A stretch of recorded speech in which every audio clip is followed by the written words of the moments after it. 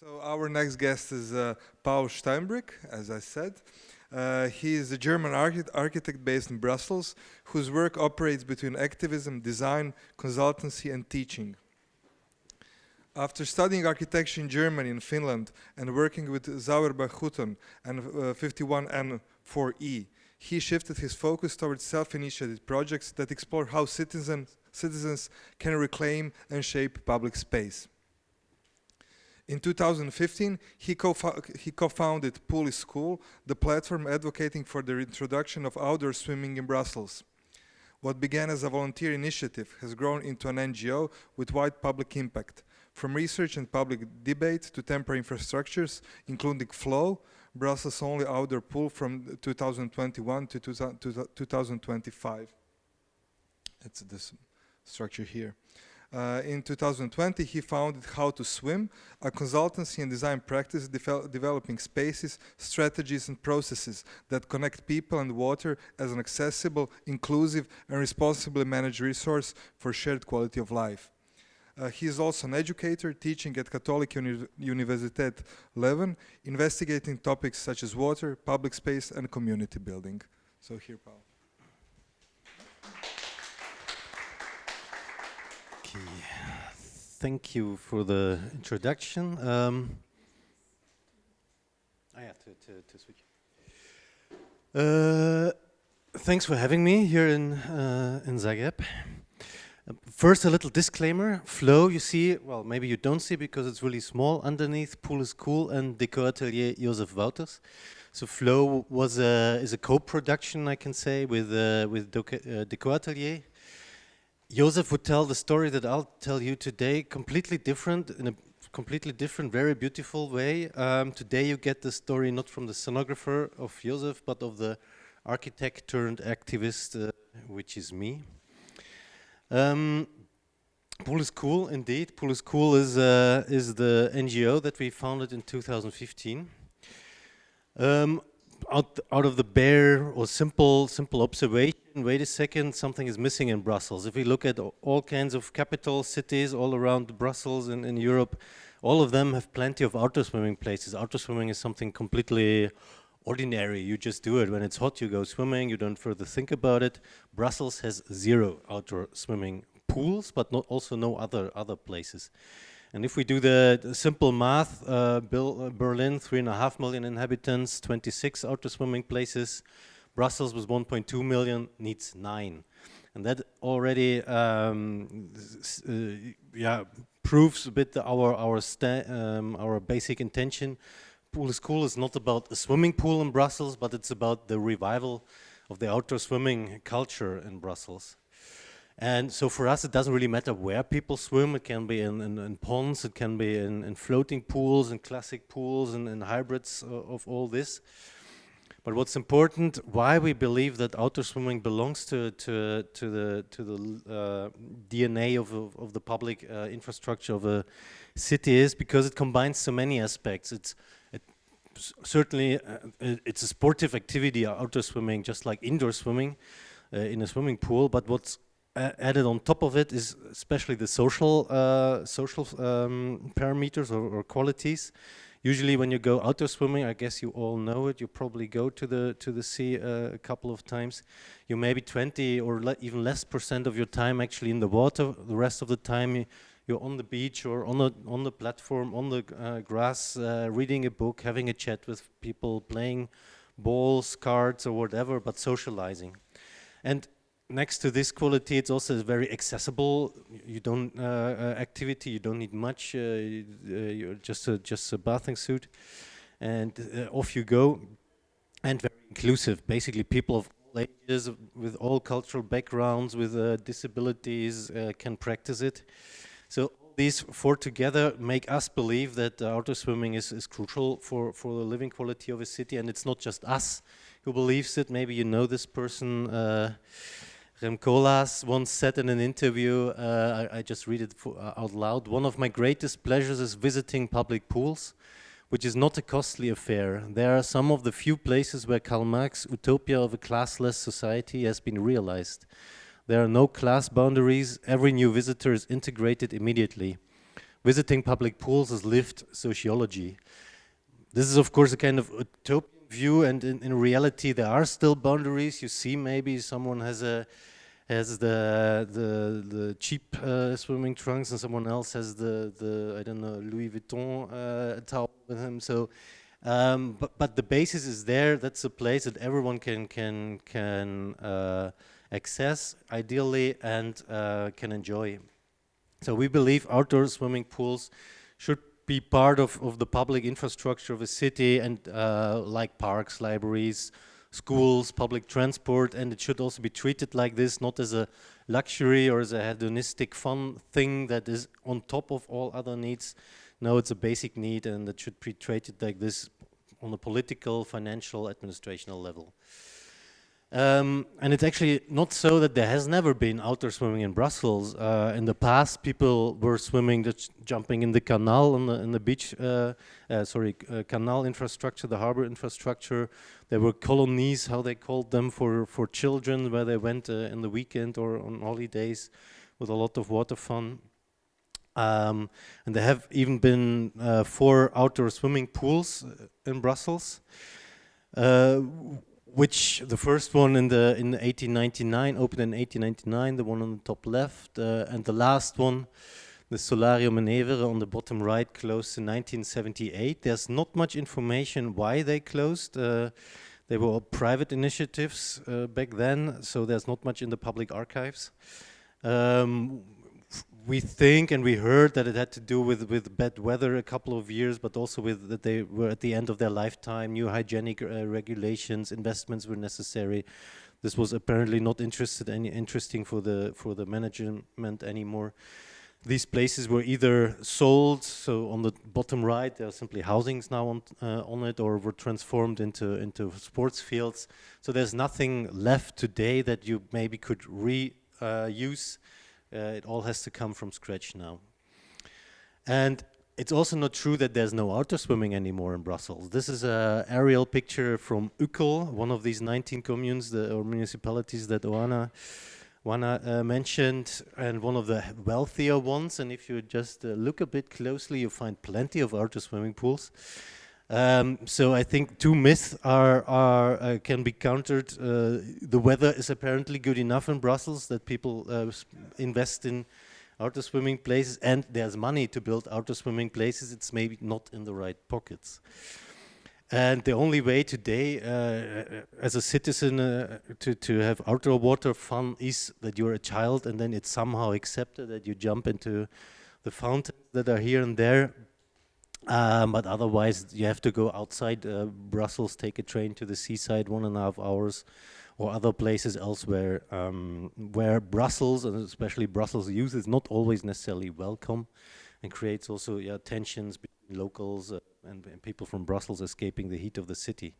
But this picture, I think, shows already the simple quality of water in the city, and that was also the trigger for us as an NGO. There are plenty of NGOs dealing with societal problems, urban problems, and usually they start complaining that something is missing or something is wrong, with a kind of negative touch initially. We thought from the beginning, no, we have to put it, it's such a fun thing, we can only convince people if we make it a strictly positive story and show how fantastic it would be if there was outdoor swimming to trigger stakeholders, politicians to realize places. So in the very beginning we were very naive. We thought, okay, I mean, we all know outdoor swimming. I'm from Germany, the other members from Paula School are from France, from Spain, from Italy. We all grew up with it. There are also some Belgians in it. So we thought, okay, we simply show, look, all around the world there are fantastic outdoor swimming places. Here politician, here mayor, aren't you convinced? Let's start building it. This, of course, does not work as simple as that, because there's simply, after 40 years of absolutely no outdoor swimming place in Brussels, there's no experience anymore, no belief that this is possible, having always the tensions with young people at other places in mind. So we needed to start a much more fundamental narrative than just showing that it's possible elsewhere. And we came up with a structure of our work structured in 4 fields: actions, projects, research, and debate, because we think all 4 is necessary. So actions, very short activities, but that you can take good pictures, videos of, to communicate the fun, and also test some things that maybe are possible to test in a one-day action, but would be too complicated to do it in the longer terms.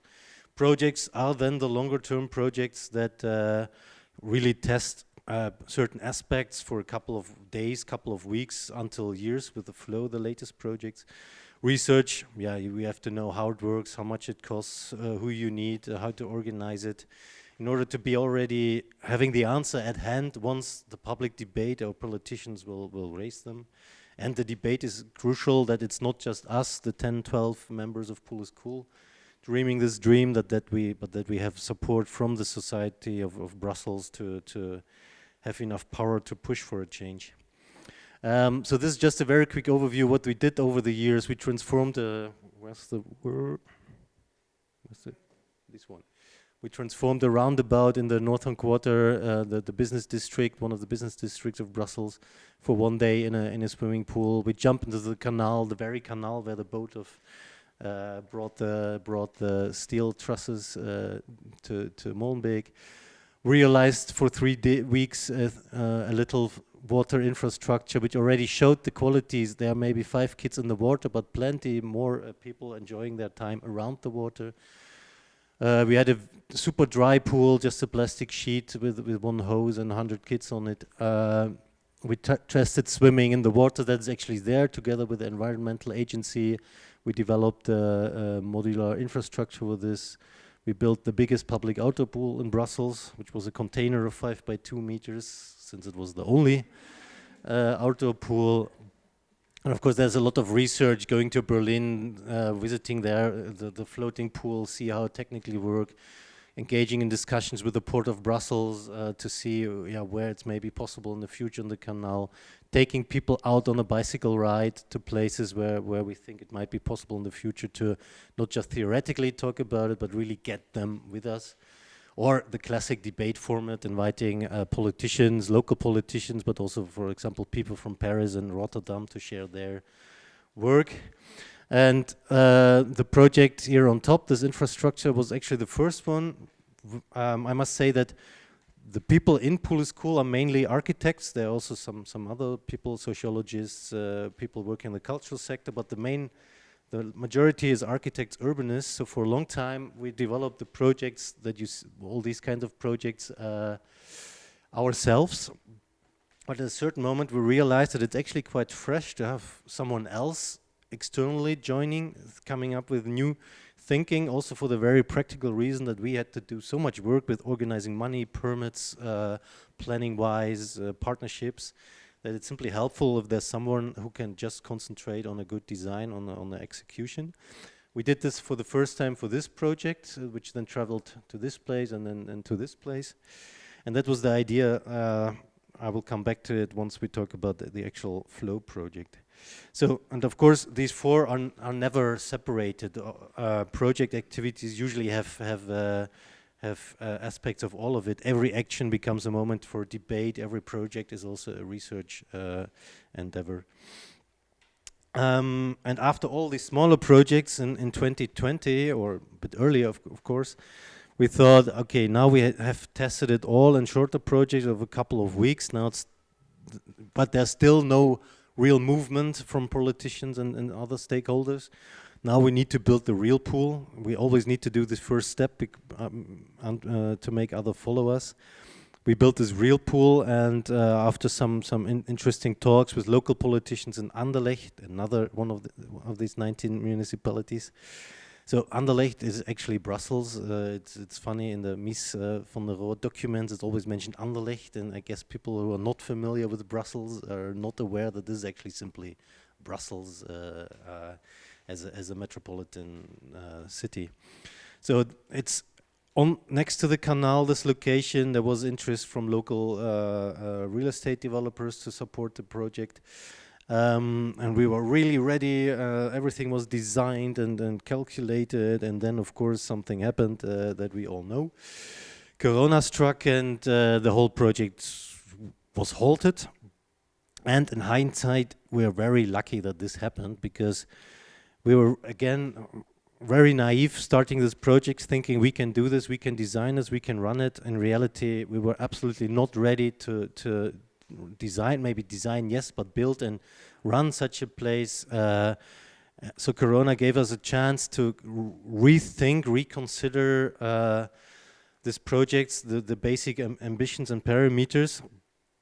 And we came up with a bit more layered approach that pushed for 5 distinctive qualities. It should have been a local and a more metropolitan place, so it should be linked in the local neighborhoods, welcoming the locals, but at the same time being open and inviting to a metropolitan target group, because it is the only place in the whole metropolitan area. We wanted it to be participative and inclusive, both for the users, the swimmers, but also in the way it's made and the way it's run. It should be swimming and more, because we know that swimming is just a fraction of the activities that happen in such places, and maybe parents come bringing their kids, they swim, but the parents actually prefer a drink or a book. We aimed for a long-term sustainability, to proving that this can really run over a course of a year or more years, so that it's not always, that we are not always here as a reply, oh, that's a funny project for a couple of weeks. No, we can prove it is possible. And we wanted to make it a natural swimming water, because nowadays chlorine or chemicals are not really necessary anymore. And also the location change. This is already a picture with a pool. So the first project was planned on this location, on the other end of this harbor basin. So the canal basically crosses this basin and then continues to Molenbeek and through the city. This is now at the other end, and what's interesting there's this bridge. From this bridge, which is roughly 6 meters above the level of the terrain around the canal, you have a fantastic view also from the level of the bridge to the city. So you really feel that this is part of Brussels, while it offers a freedom and dimensions and views that you don't have elsewhere in this very dense city. And this bridge is closed for traffic already for more than a decade for structural reasons, and grew into a quite nice public space, especially in summer, where people really come and sit and enjoy the views, enjoy the sun. And this made also the design, was a key question for the design. You had to enter from a space that is 6 meters higher than the actual ground.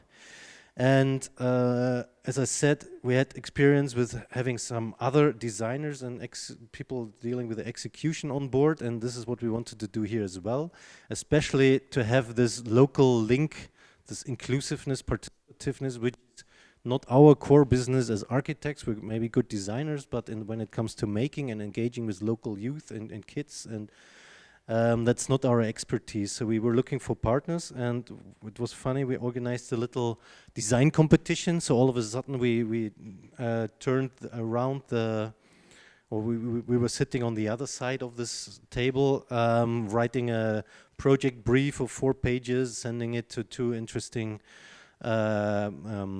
teams. So one is Construct Lab from Berlin, but they also have people in Belgium. And the other one is actually Joseph Wouters and Decor Atelier. And in the end, I can go quick, we decided to work further with Joseph, who designed a space, and which you have to know that Joseph is a scenographer. That's what he calls himself. He's not an artist, he says, he's a scenographer. So he deals with spaces that are experienced, that live from the movement of people and a certain rituals in these spaces.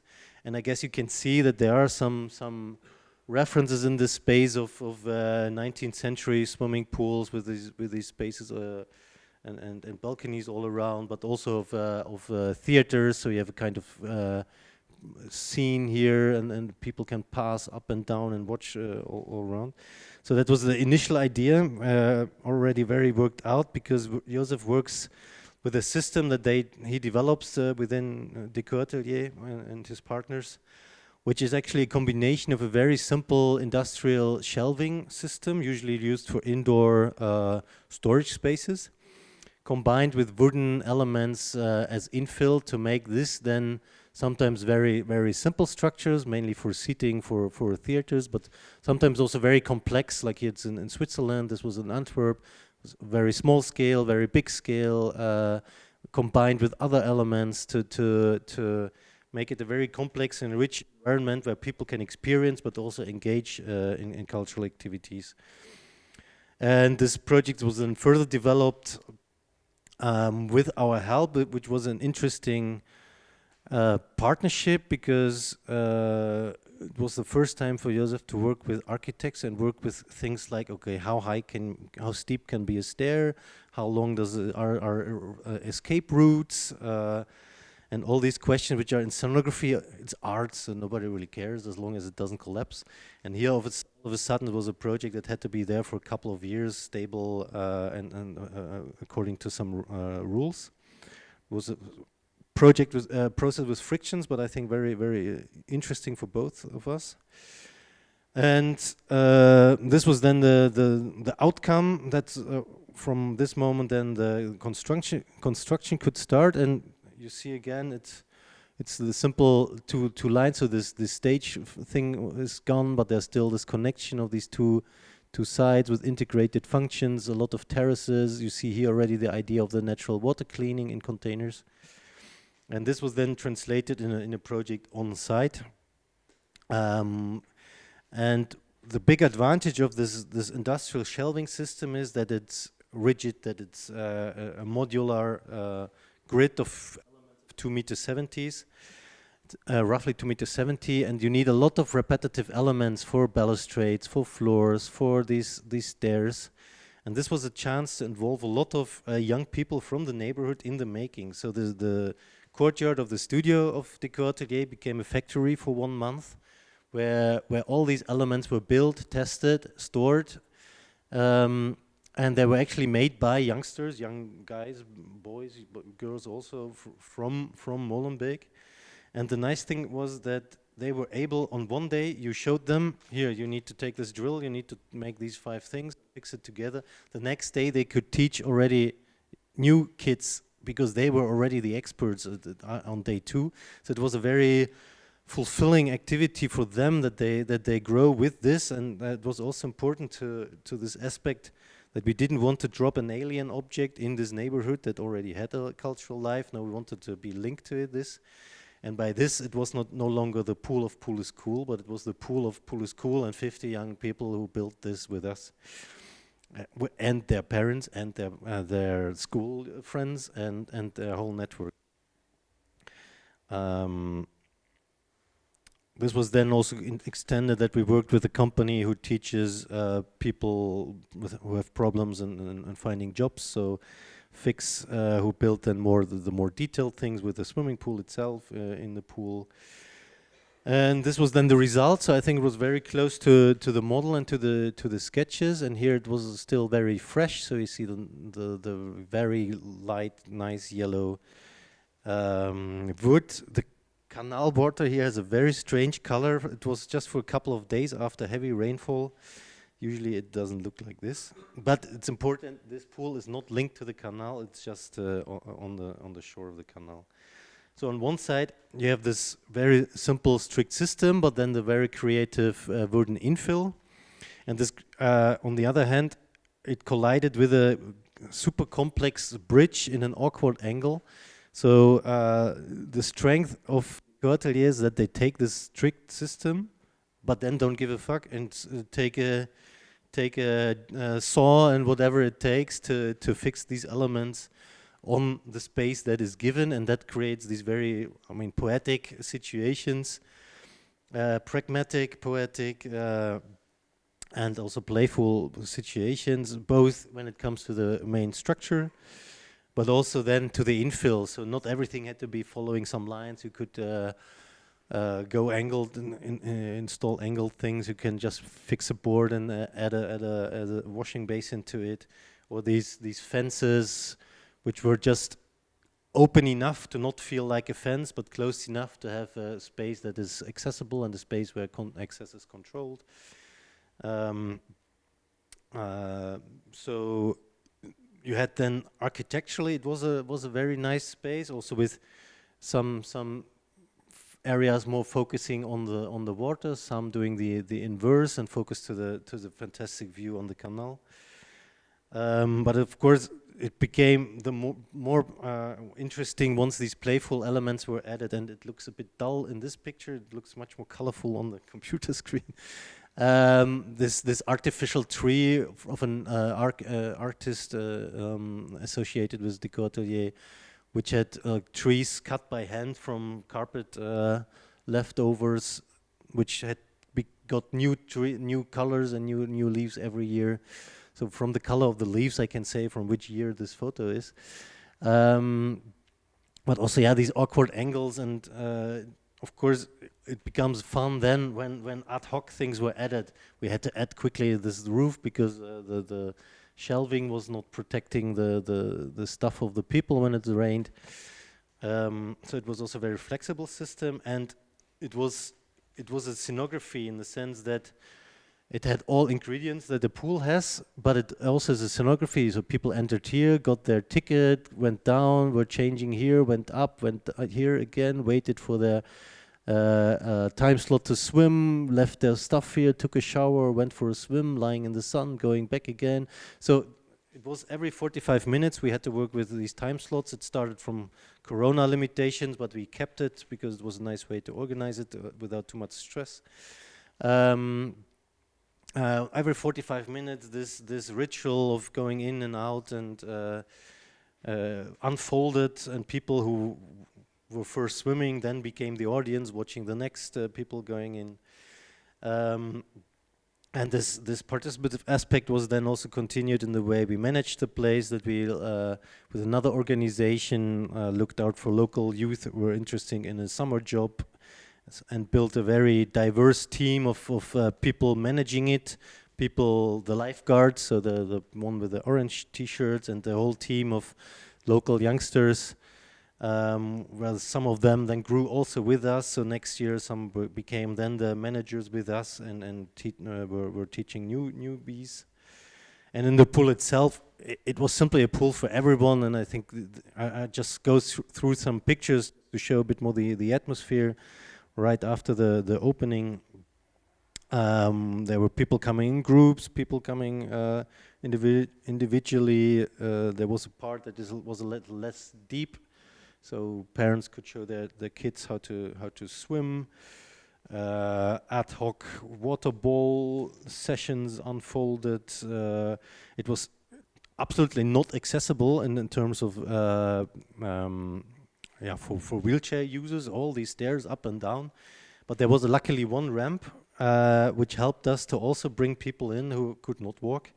And we had quite a lot of people, so I think it was important that this ramp was there, but it was even more important that our team was open, and this very simply hands-on approach. Okay, we need to get you in here, let's push, let's carry, see what's possible.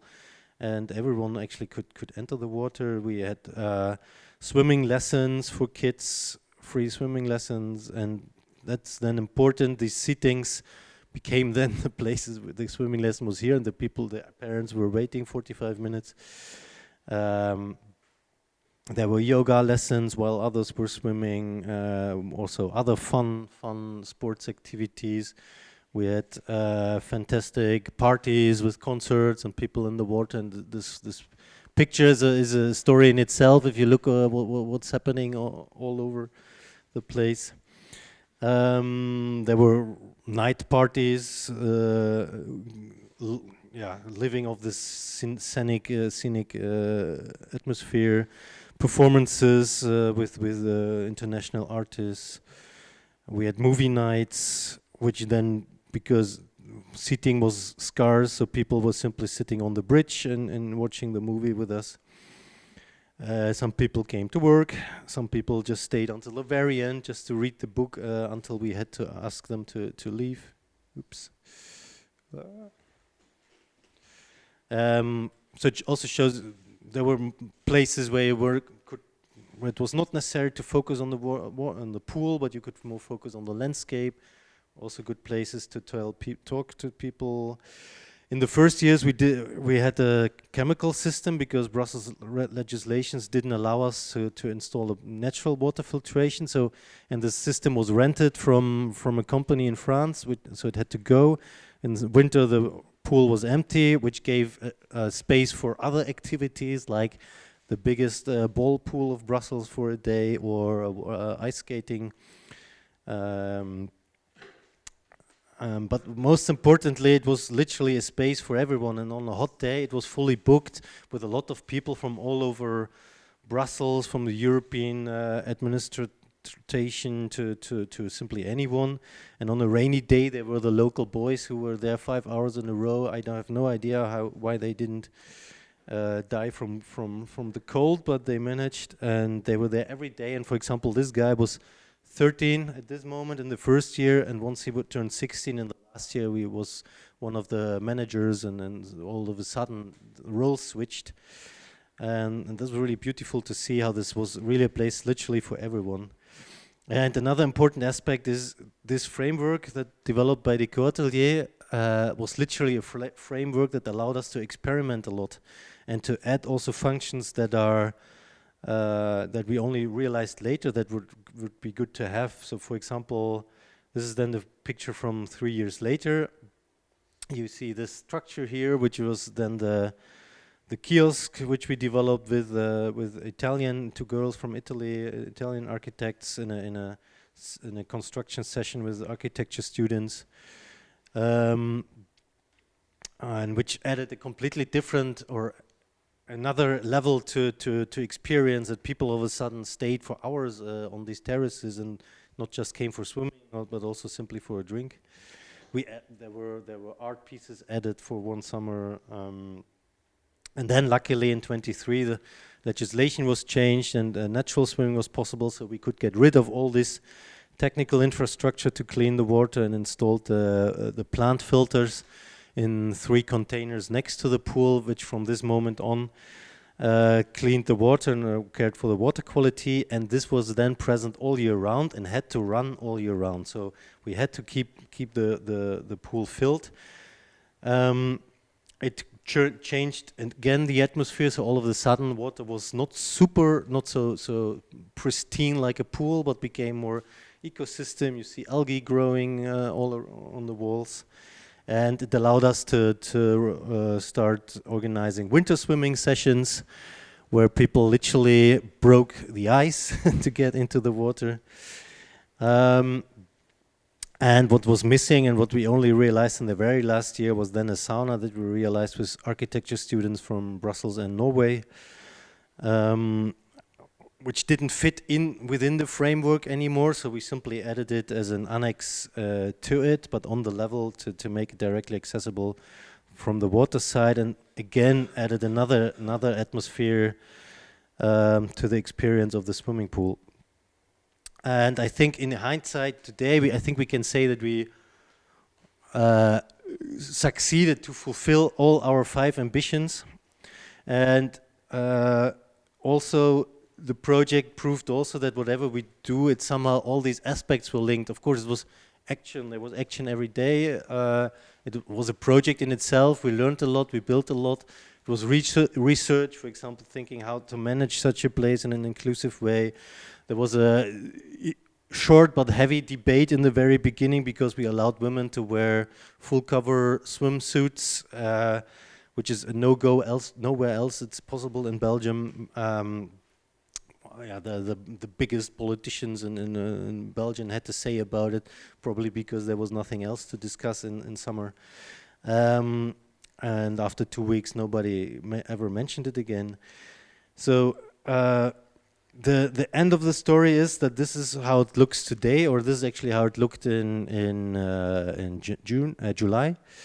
After 5 years, we decided to close the site for several reasons, and one of them is the political uncertainty of today. Brussels region doesn't have a government already for more than 1.5 years, and without a government there are no subsidies. There's everything is a terrible moment actually currently for NGOs like us, And luckily we decided in time that we cannot further run this place in the way we did before on our own energy without actually the compensation and the reward from higher hierarchies. So we closed it. The pool is now completely dismantled. Elements are either reused when possible at other structures. They rebought some of these structures. The sauna is already dismantled and became a student project in the art student school. And we're still hoping for a place to continue with this. The concrete plate is our biggest head scratcher. How can we get of a concrete plate of 200 or 120 square meters? But we have an idea for this as well. So I end with a sad note. There is no pool. We're really back to zero now again in Brussels. But I think the mindset has changed of politicians and especially of citizens. And before we closed, we organized 1 week, 5 days of heavy swimming, fun, party, sports, and all kinds of activities, and asked the filmmaker to follow these 3 days. And Sandatas, and I will just show this movie. Let's see if I manage. No. This one.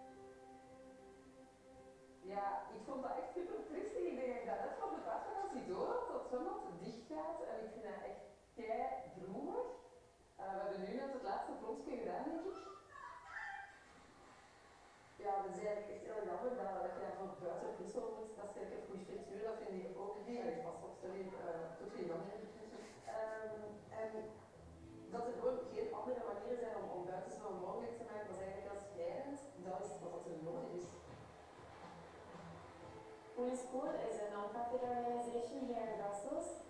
Our mission is to bring back outdoor swimming to Brussels.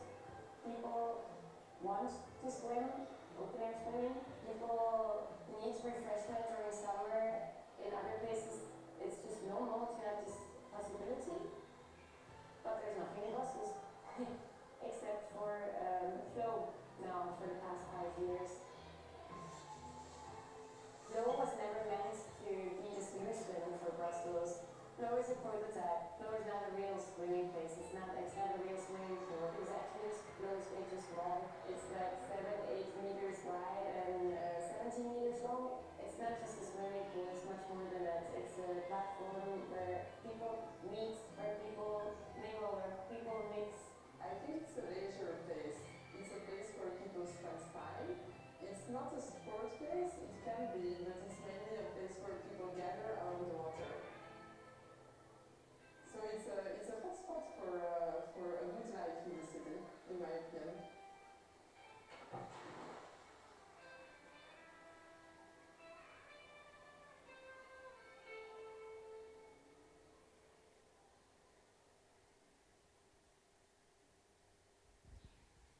So this was just a trailer for the movie, which is actually still in the making. It was the first time that it was shown to the public.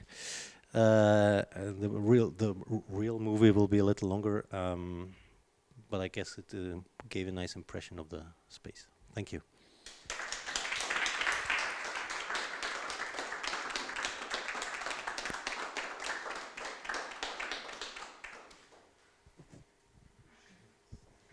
Thank you, Paul. Thank you, Paul, for the lecture. So are there any questions from the audience for both of our lecturers and guests? Yeah, I have a question for you. I was wondering, I can talk like this. Do you want it for the sound? Yeah, Maybe for the sound, okay. But I was just wondering if any of the 19 municipalities realized in those 5 years that this is a brilliant, a social place for socializing for maybe the people who can't afford to use some other public spaces that you have to pay for, and for exercising as well. Did they realize that and said, oh, wow, great, let's do it in our municipality as well? It's a bit the cynic irony that everyone agrees that this is necessary, and yes, we need it, and it's fantastic, and let's do it. Until this very moment when it comes, okay, but do we have money for it? Where can we put it? Who pays for it? And then it becomes clear that because of this fragmentation of what we call Brussels into municipalities, into language groups, you saw in the movie, some people were speaking Dutch, some people were speaking French, and the federal level on top, and then there's also a European capital, so everything is fragmented. That it's none of these players today has either the authority, the responsibility, or the means, the money, to realize a proper outdoor swimming place. So it always needs coalitions, which in general is fine, and Brussels was built in this way of coalitions, and there is a kind of it's almost the archetype of compromise is a Belgian compromise. Nobody gets really what he wants, but everyone is so okay enough with it that it's a good thing that something happened. And this culture seemed to be, or these processes seem to be non-functional anymore in the past years, which lead to this gap of no government for 560 days or something like this now. But it's also seen in other debates, also on federal level, and I mean, it's a kind of general cultural, political feeling. I guess Europe cannot decide on giving the money to Ukraine from the Russian and so I think this complexity blocks so much on so many political levels, down until levels like in Brussels, that big infrastructure cannot be realized anymore now. So the irony is everyone wants it, but nobody knows how to do it, and nobody feels the urge to take up this political role, this leader role, to push for it. So there have been projects started. There is one project that even got a building permit, but then the municipality in which it is, and of people who were sitting on the table when defining the project, got the wet feet, how we call it. So we became concerned that what they're before elections. Elections are the crucial moment. I mean, you said it also with the building code discussion. Elections can block everything. So all of a sudden, this municipality went to the federal court and says, "Oh, we don't want it," blah blah blah. So even a project with building permit and financing it's possible to stop it if you want it. So this is not going on. Other projects are on hold. Other projects are cancelled after the elections with the new majority. So currently, I'm pretty pessimistic that we are still necessary. So it's a kind of double optimistic, pessimistic view. What do you mean by we? Police scholars, people engaged, civil society engaging in these kind of questions, because from top down it doesn't work currently. So all NGOs have been cut funding? A lot of NGOs, and it's not necessarily cut funding, but it's the perverse inability of the government that is still running because there's no new government, that they cannot take decisions because they're not in the position to take new decisions or give new money. So nobody says no, but there's nobody to say yes to these projects. So there's also nobody to blame in the sense. You cannot go to the mayor or to the president because there is nobody. This vacuum, yeah, is suffocating currently. Yeah. But I heard that the mayor of Charleroi, is it the right?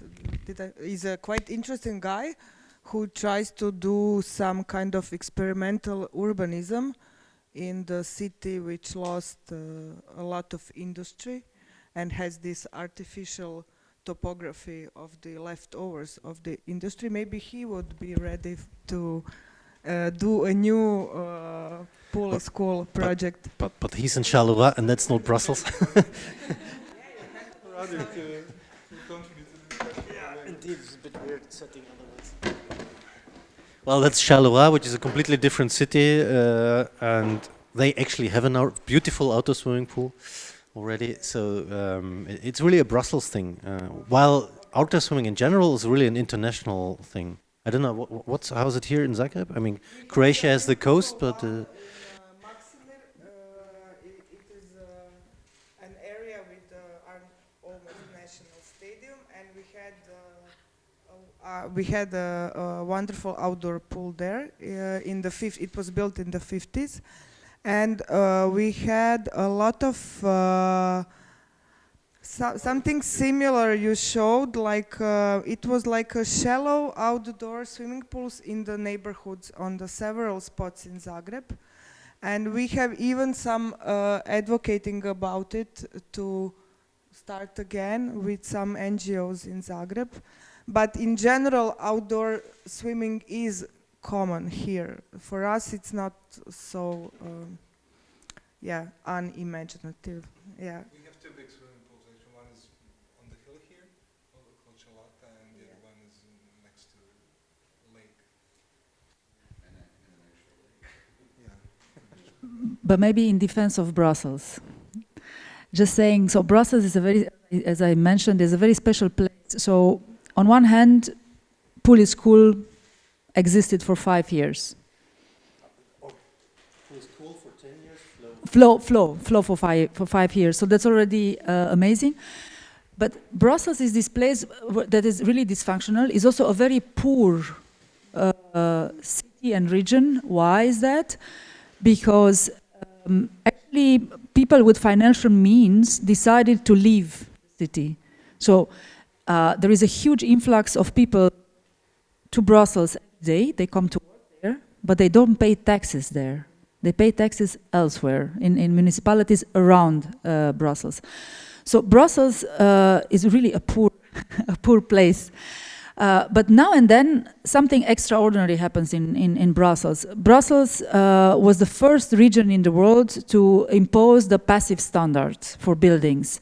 Now, since a few years, since 2016, has this ambition to become the first circular region in the world. And they really invest and they look into that, and there is a lot going on. We have a city architect, that organizes public competitions. Brussels changed since I arrived in Belgium in 1999, an immigrant. Since then, it changed a lot. So what I would say is, despite all the friction, all the fragmentation that Paul mentioned, all the troubles, it still manages to achieve extraordinary things. And even this reform that we were involved with, okay, it got stopped. But in fact, many objectives of this reform, because it's also very important, we decided not to work with measures anymore, with rules, but with objectives. So you have to achieve objectives, because otherwise, if you come with the regulations that are very strict, the moment that you put them on paper, they are obsolete. Something happens and they are not valid anymore. So those objectives are actually implemented by the municipalities without having them strict already on paper. You know, like it's not the legislation is not implemented. So many things happen, and who knows? But it's true that this not having a government for such a long time, they even don't know if next year they're going to have money to pay the public servants, the people working in administration. They are not sure that they have money for the salaries. So. But Oana, sorry, I wanted to ask you, but who initiated the reform that you The reform was initiated by politicians, by one politician, and of course the fight that was given, we discussed with all political parties, with all ministers, with the parliament. Everyone agreed that what we had proposed was the right thing to do, you know, like to prepare Brussels for the future, a future-proof city. So there was this awareness, this is a very good thing, but then the political fight started, and then when people realized that maximum, by saying maximum 50% of the width of the public domain should be allocated to cars, private cars, it's really having a private car parked in the city is like putting your couch on the street and saying, oh, I want this space for myself. It's just the same. But cars are very important for Belgians. This was really a no-go, politically a no-go. This because of course it means that you eliminate many parking places, you make many streets one way. This is the You know, in Zagreb we have 800,000 citizens and 600,000 cars. We also like cars. Well, it's a symbol of freedom, isn't it?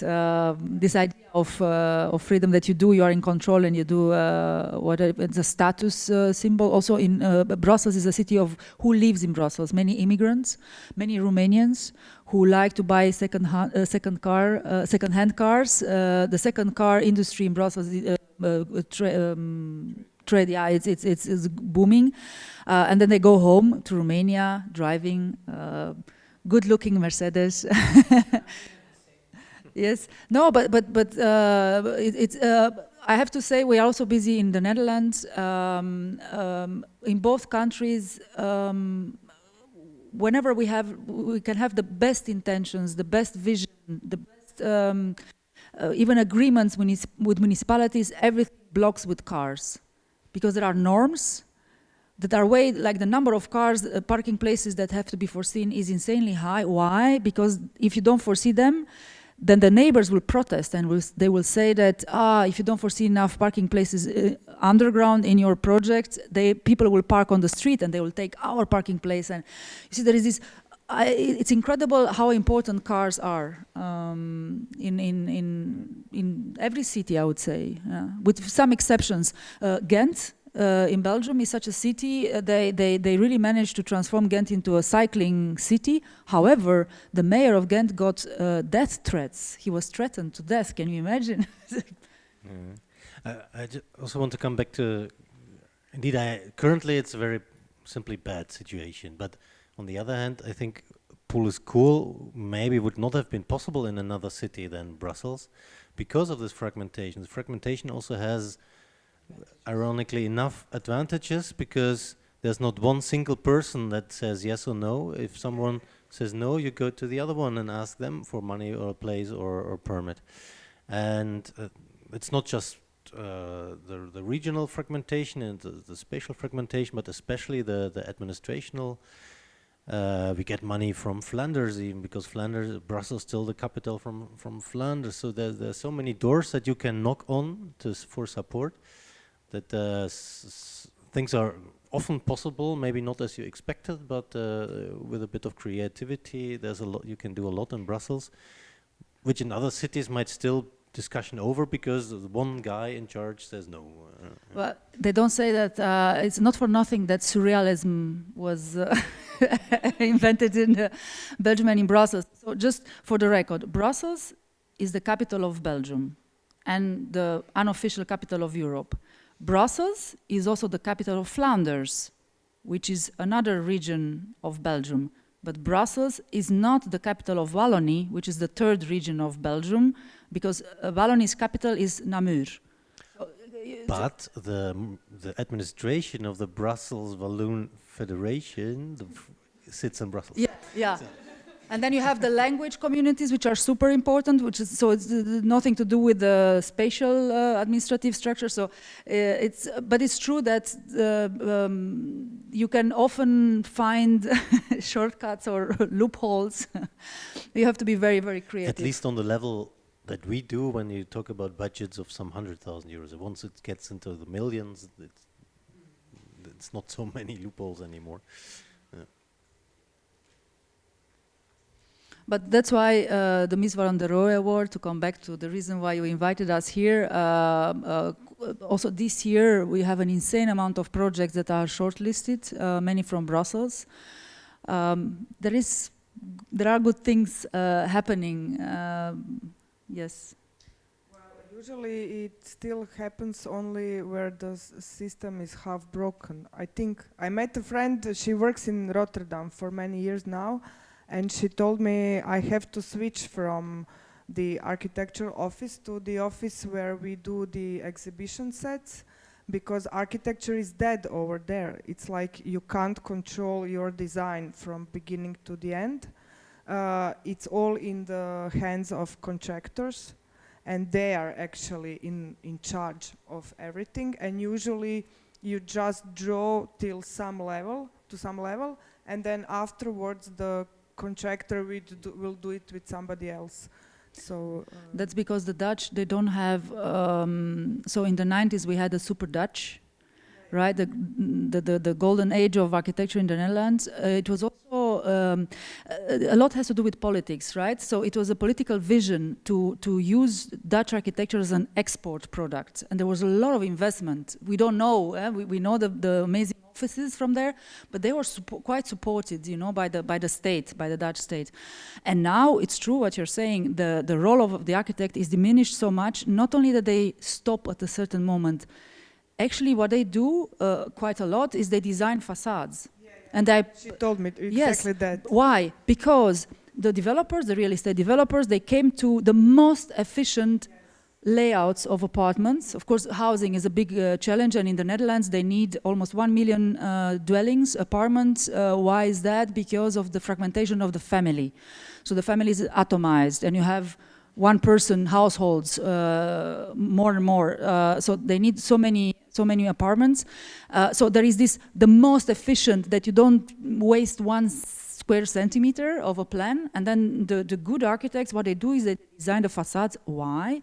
Because in the Netherlands you have to present your project in front of a kind of a quality chamber, the welstandcommissie, quality chamber. And then of course there you have to go with a bit of quality, and it's usually the facades that get commented. But in Belgium, what happened is that more than 20 years ago, a politician, Viviana de Meester, had this idea to create the institution of the bouwmeester. So this is the building master, the government architect of Flanders. So it was on a regional level. And this government architect organized and was independent and got money to form a team and to organize competitions, which were open and still are open, meaning that everyone from Europe can apply. The brief is also published in English. You are allowed to present in English. And they organize public competitions for public projects together with different municipalities in Flanders. And then this institution, this model was implemented in Brussels for the Brussels region. And we see now, after so many years, we start to see to pick the fruits, how they say, to harvest this investment. But this changed Belgium a lot. And in Charleroi, indeed, you have this mayor that is visionary. He also appointed a city architect that was himself also visionary. They also organized in competitions, international competitions. This is how you push the quality of buildings and public space. And that explains why Belgium, which is such a small country, so fragmented, so complicated, why Belgium is performing so well in this European award, the Mies van der EUmies Award. Yeah. Are there any other questions?